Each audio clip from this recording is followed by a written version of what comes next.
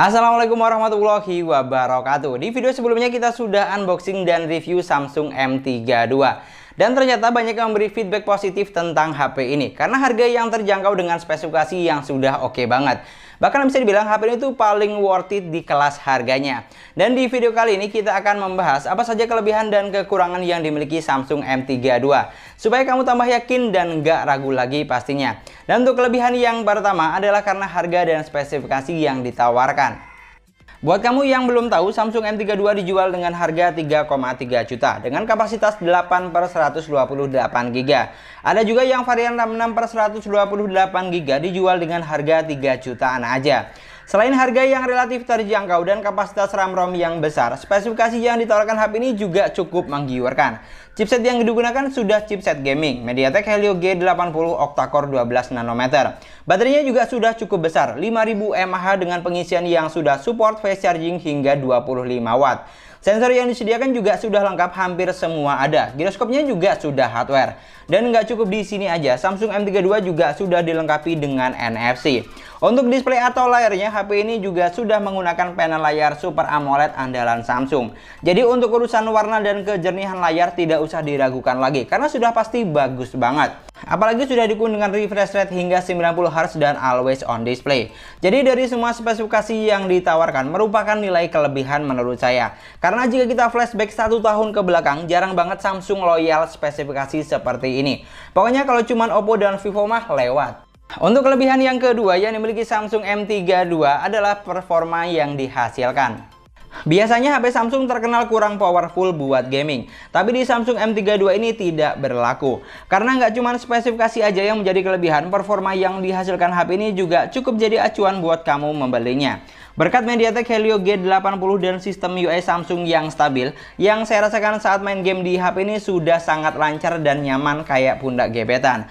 Buat main game berat seperti PUBG misalnya, HP ini sudah mampu menghasilkan di setting grafik yang cukup tinggi. Smooth Ultra, Balance Ultra, dan mentok sampai SD High. Yang saya rasakan saat beberapa kali match, performanya cukup lancar dan stabil. Lag atau delay masih ada, tapi tergolong sangat minim. Giroskop berjalan dengan baik dan lancar, dan juga cukup responsif. Buat game selain PUBG, yang saya rasakan saat main game Asphalt 9 juga sudah cukup applicable. Pokoknya buat kamu yang enggak banyak maunya, yang penting RAM-ROM besar, buat kerja oke, multitasking lancar, gamingnya juga ayo, ini sih sudah worth it banget menurut saya. Dan untuk kelebihan yang ketiga yang dimiliki Samsung M32 adalah kamera resolusi besar dan bisa diandalkan. Samsung M32 hadir dengan lensa yang lengkap dan resolusi kamera yang besar. Di sini ada 64 megapiksel kamera utama, 8 megapiksel kamera ultrawide, 2 megapiksel kamera bokeh, dan 2 megapiksel kamera makro. Untuk kamera selfie-nya sebesar 20 megapiksel. Sekarang kamu mau apa lagi coba? Kalau udah dikasih kayak gini, lensanya lengkap, resolusinya pun juga sudah besar. Fitur yang ditawarkan pun juga sudah lengkap dan komplit, hampir semuanya ada. Dan untuk hasil kameranya jangan ditanya, sudah tentu bagus dan sangat bisa diandalkan buat kebutuhan sosmed atau konten kreatif. Untuk hasil foto dan video sebagus apa serta pembahasan yang lebih lengkap, kamu bisa cek di video review lengkapnya atau tinggal klik link aja yang ada di kolom deskripsi. Untuk kelebihan yang keempat dan yang terakhir yang dimiliki Samsung M32 yaitu One UI yang simple dan bikin nyaman. Samsung M32 hadir dengan menggunakan One UI 3.1 yang dimana UI-nya ini merupakan UI yang sangat baik, bahkan kategori UI terbaik di Android saat ini. Karena apa? Tampilannya simple dan mudah dipahami. Sistemnya juga selalu stabil, enggak banyak bug. Mau custom tampilannya juga gampang, no iklan-iklan klub pastinya. Dan yang gak kalah penting, fitur yang disediakan berlimpah. Mulai dari edge panel, gerakan dan gestur, gambar layar, dual messenger, dan masih banyak lagi. Apalagi jika kamu cek di aplikasi Galaxy Store, banyak banget item-item menarik yang bisa kamu download atau beli untuk mempercantik tampilan HP ini. Mulai dari wallpaper, tema, font-font yang gak pasaran, tampilan always on display, dan masih banyak lagi lah pokoknya. Samsung gak pelit masalah ini.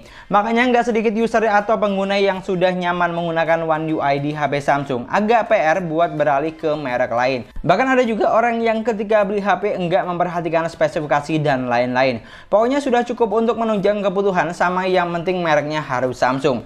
Kalau di antara kamu ada yang pakai HP Samsung, kira-kira bener nggak sih statement seperti ini? Coba tulis di kolom komentar ya. Itulah tadi 4 poin kelebihan dari Samsung M32. Kalau misalnya kamu punya pendapat atau kelebihan lainnya, kamu bisa banget tulis di kolom komentar. Dan sekarang kita akan bahas apa saja kekurangan yang dimiliki HP ini. Dan untuk kekurangan yang pertama yaitu desain yang pasaran dan gitu-gitu aja. Untuk urusan desain sebenarnya sih tergantung persepsi masing-masing aja. Karena selera setiap orang berbeda-beda. Bagus menurut saya belum tentu bagus menurut kamu. Dan begitu pun sebaliknya. Desain yang ada di Samsung M32 ini enggak ada masalah sama sekali sebenarnya. Cuman tampilannya aja yang pasaran. Karena look dan tampilannya sama dengan Samsung M12, Samsung A12 dan Samsung A22. Pokoknya semuanya sama. Di bagian belakang ada framing kamera kotak persegi yang menampung 4 lensa. Sensor sidik jari ada di bagian samping jadi satu dengan tombol power dan konsep layar yang masih water drop screen. Balik lagi, ini bukan masalah ya, ini lebih ke selera masing-masing aja. Mungkin karena saya kang review aja yang merasa agak bosan. Karena setiap unboxing HP Samsung di range harga 2-3 jutaan gitu-gitu mulu desainnya. Jadi kayak nggak menemukan hal yang baru aja rasanya. Dan untuk kekurangan yang kedua dan yang terakhir yaitu isi dalam paket pembelian yang nggak ada spesial-spesialnya.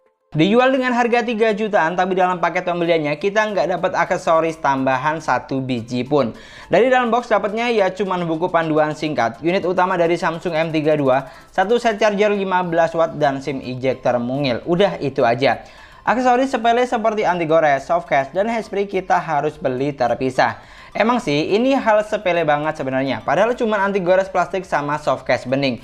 Cuman agak PR aja kalau misalnya kita beli HP baru terus aksesorisnya belum ada yang jual. Kan repot jadinya. HP-nya bisa lecet dan terluka kayak hati kamu saat diputusin gebetan. Padahal kalau merek kebanyakan seperti Oppo, Vivo, Infinix, Redmi hingga Realme harga 1 jutaan aja sudah dapat proteksi lengkap. Sebenarnya ini nggak bisa dinilai sebagai kekurangan HP Samsung M32. Ini lebih ke sesi curhat aja. Karena beli HP udah mahal 3 jutaan tapi kita harus keluarin uang lebih cuman buat beli anti gores sama soft case. Padahal kan lumayan aturan, uangnya bisa dibeliin bakso atau yang lainnya. Itulah tadi kelebihan dan kekurangan dari Samsung M32 versi sesuai harga. Kalau misalnya kamu punya pendapat atau masukan lain tentang HP ini, kamu bisa banget share di kolom komentar. Atau mungkin di antara kamu ada yang menggunakan HP ini, kamu juga bisa banget share pengalaman selama penggunaan bagaimana.